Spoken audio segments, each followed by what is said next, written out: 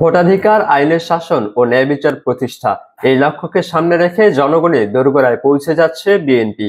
দলের ভারপ্রাপ্ত চেয়ারম্যান তারেক রহমানের ঘোষিত ৩১ দফা কর্মসূচি প্রচারের অংশ হিসেবে শনিবার ২৫ অক্টোবর কুমিল্লার রাজপথে গণসংযোগ ও লিফলেট বিতরণ করেছে দলটি। সকাল ১১টায় কুমিল্লা মহানগরী ব্যস্ততম এলাকা চকবাজারের এই কর্মসূচি উদ্বোধন করেন বিএনপি চেয়ারপারসনের উপদেষ্টা ও সাবেক সংসদ সদস্য হাজী আমিনুর রশিদ ইয়াসিন।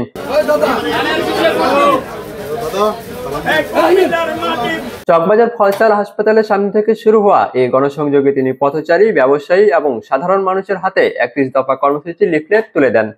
পরে নেতাকর্মীরা কাশারিপট্টি, তেরিপট্টি ও আলিয়া মাদ্রাসা সহ আশেপাশের এলাকায় জনগণের সঙ্গে মত বিনিময় করেন। এ সময় হাজী ইয়াসিন বলেন, এই ৩১ দফার মূল লক্ষ্য একটি গণতান্ত্রিক ও জবাবদিহিমূলক রাষ্ট্র ব্যবস্থা গড়ে তোলা, যেখানে মানুষ নিরাপদে কথা বলতে পারবে এবং ন্যায় বিচার পাবে। তিনি আরো বলেন, বাংলাদেশের মানুষ এখন পরিবর্তন চায় এবং সেই পরিবর্তন শান্তিপূর্ণ ও সাংবিধানিক পথেই আসবে।